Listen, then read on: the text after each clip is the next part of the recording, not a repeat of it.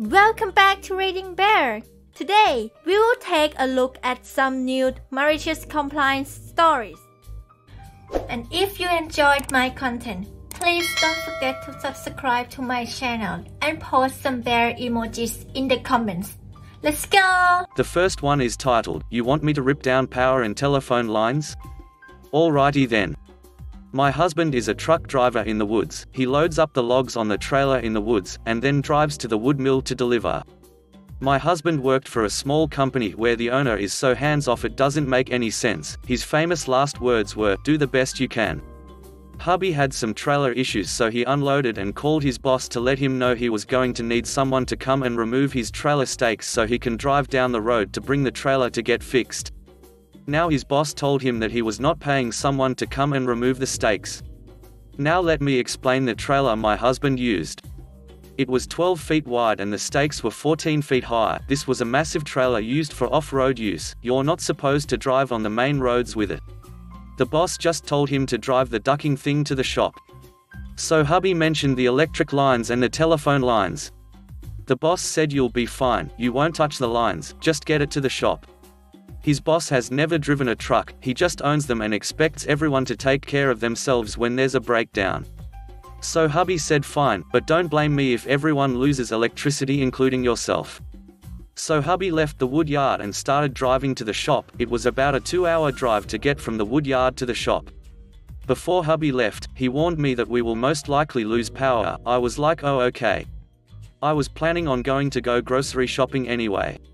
So hubby drove by our house, we still had power.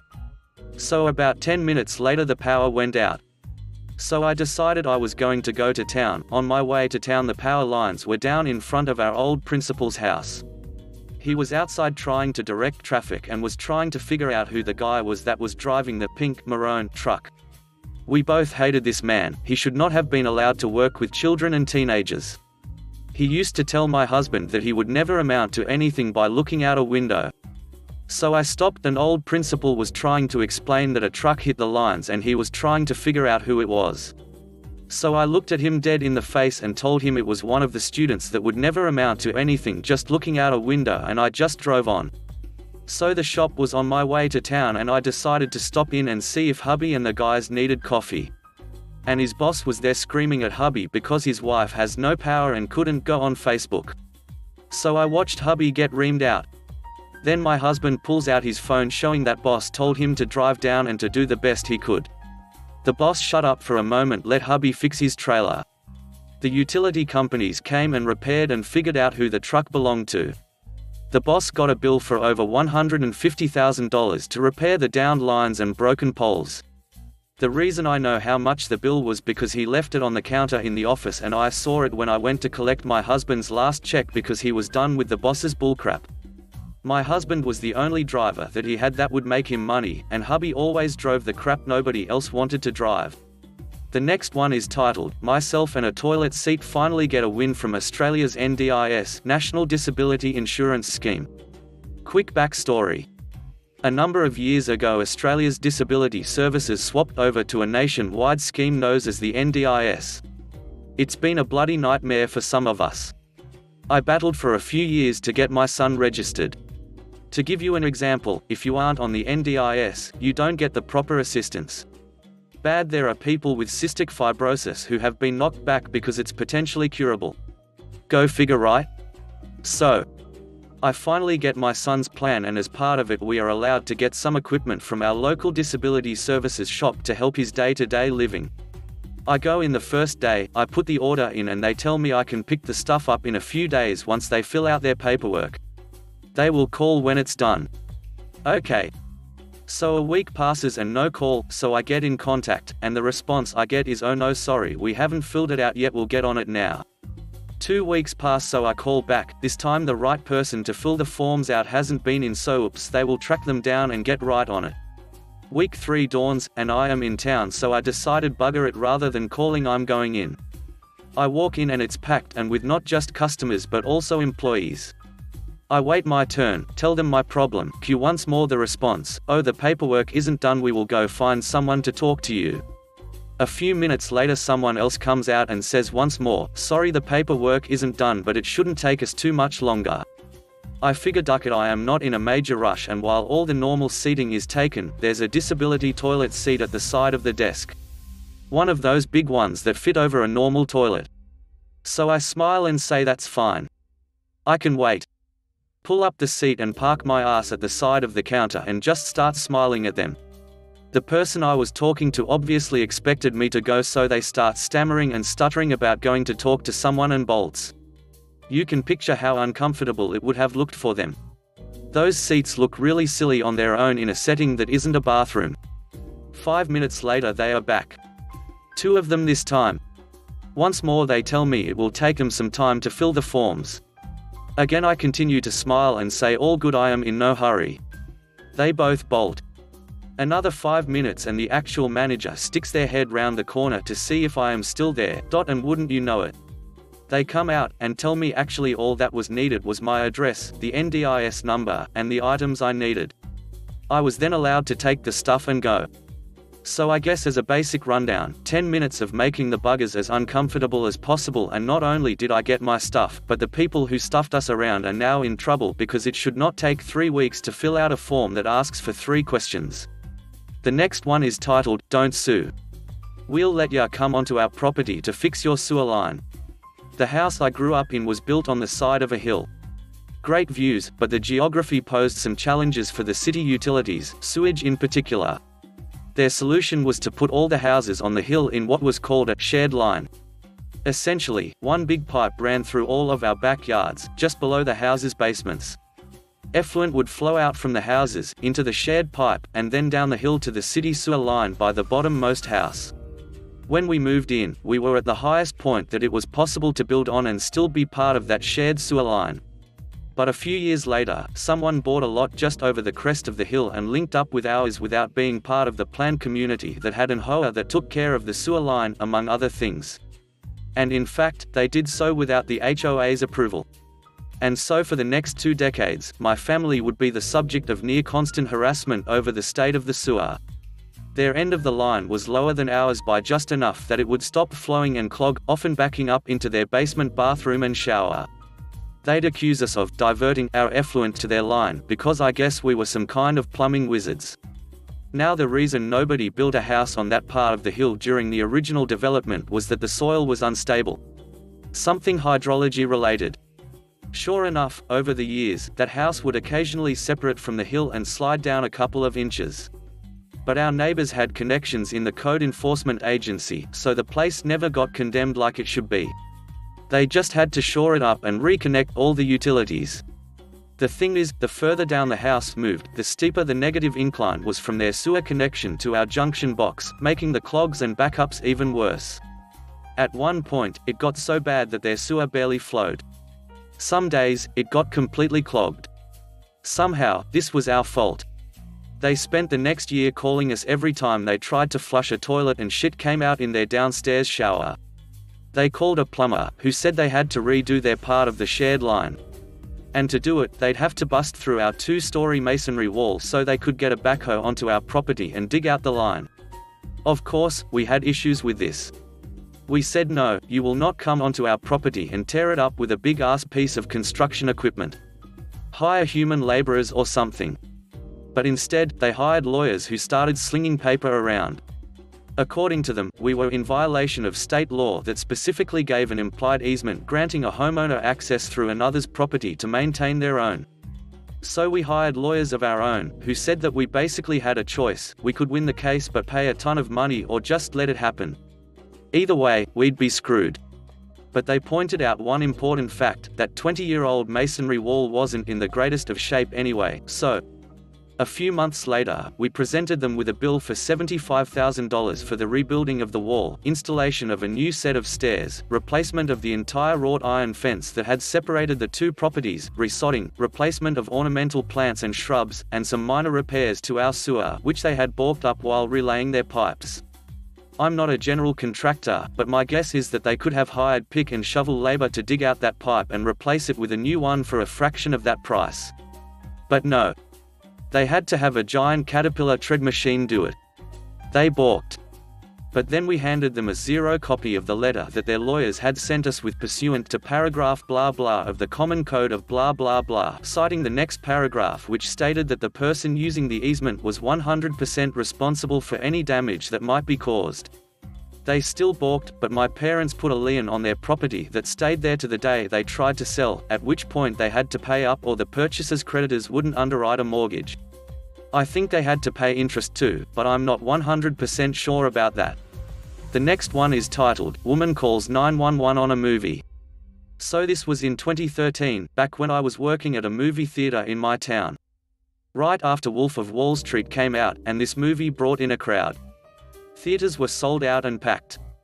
Known for its not-so-kid-friendly scenes and was a little too much for most people. Now, working at a movie theater, you can usually just tell after a while what people know what they want and people who think they know what they want but have no idea what they are getting into.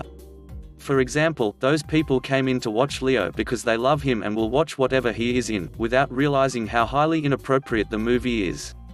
Normally mothers coming in to buy their teenagers tickets before bouncing thinking it was a Titanic movie and it's not.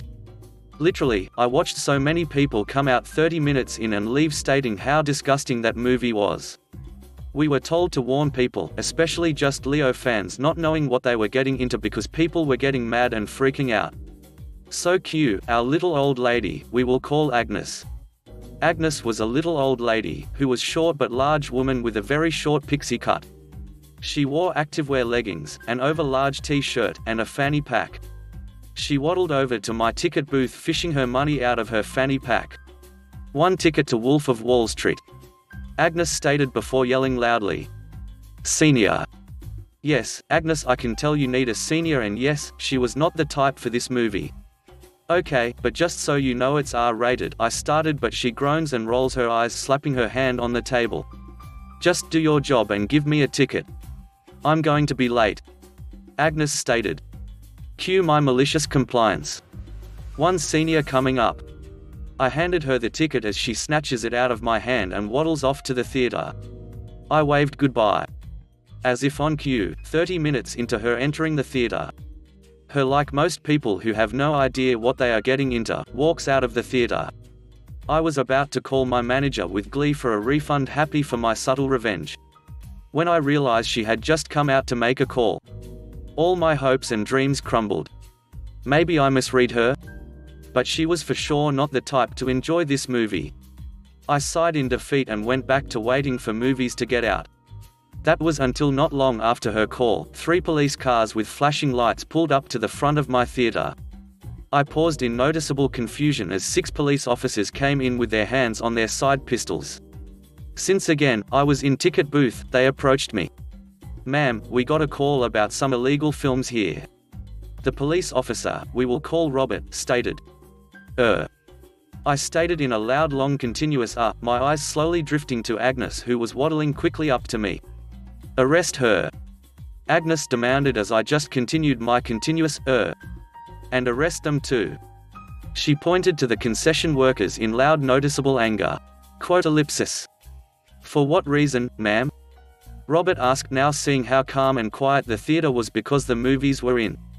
For that disgusting illegal thing of what they are trying to say is a movie. Agnes huffed, she was red in the face and panting.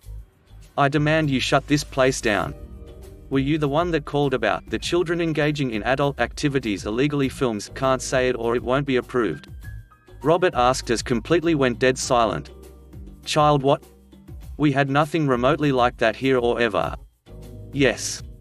Agnes stated. That thing in there. That. Wolf of Wallstreet is illegal. They cannot show that kind of trash in there. Quote ellipsis. Ma'am, I saw that movie. There is nothing really illegal in it and there is no children engaging in adult activities illegally films in it either. Robert stated, pretty ticked off. Is this why you called us? Yes. Because back in my day, the police would have shut this place down. Agnes was screaming her head off as 2 of the officers got the hint and just left. Ma'am. Do you know what you did is illegal? It is filing a false police report. 911 is for emergencies only. Not for your bad movie reviews. Robert had enough of her at this point. But I didn't file a false police report. Agnes whined as Robert turned to me in a very, very nice tone. Have a great day, ma'am. He beamed with obvious annoyance. They started to file out and Agnes angrily followed them, yelling to them. Right when Robert was about to exit the door, Agnes grabbed the push bar for the door and yanked it back to keep the door closed to not let him leave. Hitting Robert with the door. Yes. If you're wondering. That does count as assaulting an officer. Last I saw, Agnes was escorted to the police cruiser with shiny new arm bracelets. Though, I'm not sure what happened to her. But I never saw Agnes again. I did see Robert though. He got a free movie on me, but it was busy and I couldn't talk to him to see what happened with our dear old friend, but I can tell it was just amazing things. The next one is titled, Sir, That Will Set Off Your Alarm. I used to work for a security alarm company in their dispatch office. I would get signals like burglary, fire, silent panic, or maintenance needed notifications and follow our policy on responding. One of the highest priority alarms are silent panic alarms, like you might have at a bank or a jewelry store. In this case, I believe it was a small business jewelry store. The thing about panic alarms is that we have very strict rules on how to respond. If someone calls, verifies their identity and gives the cancel code, we can't just cancel our immediate police notification. We don't know if someone is holding a gun to their head or otherwise threatening, and unless an account has specific instructions to do so, we never call anyone but the police. Not even the account owner, until after the police are done. One day, a man calls in because his alarm system won't arm. He's getting a trouble signal, just a low battery, from panic alarm number 2. His system won't arm until that trouble signal is cleared, and we usually suggest people have spare batteries on hand, but it seems he didn't feel that was necessary. I let him know that we can send our on-call person out, or he can try picking up supplies from a battery store, but he just wants to go home. He's getting very frustrated, but there's genuinely nothing I can do from my end to bypass a panic sensor and arm his system like he demands. Eventually he says, I'll just ducking smash it and go home. I try to tell him that'll set off the panic alarm. He uses some loud and unkind language, and then he hangs up. And then, seconds later, panic number 2 is triggered. Per our policy, I called the police, gave them dispatch information, then sat back and felt very pleased with myself. It continued to feel kinda great even 5 minutes later, when he called back infuriated that the police had shown up to his store for a panic alarm. I explained to him that something set off his panic alarm and we must respond to all of those with the same urgency, since we never know what's happening on the other side. He wasn't pleased, but eventually we were able to reach our on-call tech to fix the panic button, which not only had a lot battery but now physical damage that required it to be replaced. The next one is titled, No Respect for Me Spending My Free Time with a Friend? Fine, I'll ruin your date night with your boyfriend. I share a house with 3 roommates, all girls. To keep things neat, we have a rolling cleaning schedule, and the agreement is that each week we clean one part of the house according to said schedule. I'm the one that stays most weekends while the others tend to go home, so while they fret to do their bit of cleaning on Friday afternoon, I usually chill and do it whenever I feel like it on the weekend. As long as it's done by Monday. One weekend one of my roommates didn't go home, and was having her boyfriend over. So Friday afternoon rolls in, I invite a friend to spend the weekend and we're watching a movie on the couch around 6 p.m. Roommate walks into the living room and tells me I need to clean the bathroom. Me, I'll do it tomorrow as I have a friend over and we're busy. She insists that she wants it clean for when her boyfriend arrives in an hour. Me, if you want it clean before I get to it, you can go clean it. I'll do it tomorrow when I'm not watching a movie with a friend. Her, no, you need to do it now. Then it started sparking in my mind. I told her okay, I'll do it tonight. She left the room very happy with herself. My friend looks at me like I'm mad. I waited until our movie was finished. Roommate kept staring daggers at me while she had dinner with her boyfriend. I waited until they went to her room around 11 p.m. and then I pulled out all the cleaning supplies and took over the bathroom. I played loud music and dropped an absurd amount of bottles and empty buckets to make noise, hit the vacuum cleaner against the radiator pipes, it's attached to the wall between her room and the bathroom, vacuumed for ages. Then decided to also vacuum the hallway, and there seemed to be a pesky amount of dust right in front of her door, how weird. Then went back to mop and did the same. I poured pipe cleaner down the shower drain and a sign that the shower was out of order for 24 hours to let it sink in. I cleaned the mirror with a product I knew leaves streaks all over. Next day roommate was super mad. Couldn't shower after sex with her boyfriend MD because of the pipe cleaner. Couldn't use the bathroom but also couldn't say I hadn't cleaned it. She was furious. I had a good laugh with my friend and roommate never gave me crap about cleaning on Fridays again. The last one is titled, Act Like a Contractor. Okay. So a bit of background before I dive into the story. I am head of my department and when the company wins a project it comes to me for project review with current workload and timeframe it is required. If I can't fit it in then we send it out for a contractor to do. We are bought out by a multinational company after being locally owned, so as with all these situations more and more scrutiny is now on budgets and meeting budgets thanks to the bean counters. To help comply with this I am now told that I will be involved in job tendering so that if we win the work the budget should reflect our in-house hourly rate and allotted time I have worked out it should take. Only problem with this is that the tenderers also go out to contractors to get pricing also as a check, is what they are telling me. Fast forward to a meeting with my boss and he basically tells me to run my department like a contractor. And if I can't meet the time or allotted budget for the job to then pass it off to the contractor that has priced it as such regardless of what is happening in-house so that we don't blow the budget and have to explain why to the bean counters. Sure enough, as months go by I don't get as involved in this pricing process as no one comes to me and the contractor's pricing is what I am told I have to make work, which in some cases isn't too far off internal pricing I would think, so I push my team and we get it done. Then one day the estimator comes to me with 2 jobs that he submitted pricing for and asks me if I can check the prices they used for my department's work. I have a look and the combined price of the 2 jobs is less than what I believe one job should cost to do.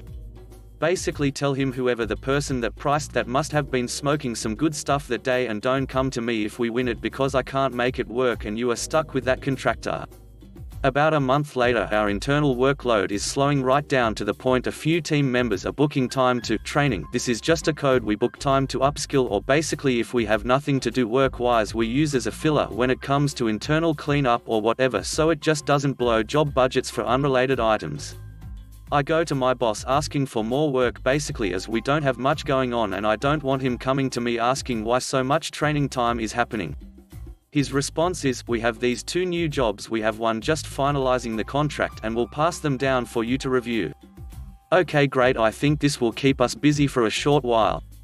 Couple days pass and I see the jobs come through and start looking at them. This is when I realize they were the jobs that had stupid budgets and I could not make work at all without a big lecture at the end on how budgets were blown. So I pass on them like I was told and let that be that. Couple days later we have our management meeting and I inform the room we are pretty quiet, so if anyone has any work let me know and I could see what we could do. To this my boss pipes up and goes, hey, I just gave you 2 good jobs, what happened to those? You should be on them. To this I say, well, you told me to look at jobs and if I couldn't make the budgets work to act like a contractor and pass on them. So I did just that as the budgets were ridiculous. He went quiet and that was that, so my team kept throwing hours into training until something came along which we could make work. He worked out pretty fast that a blown budget was better than throwing money into training hours, as that came straight out of the company pocket and he would have to explain to his higher-ups why our department had a lot of training hours and not much productive hours. Thanks for listening.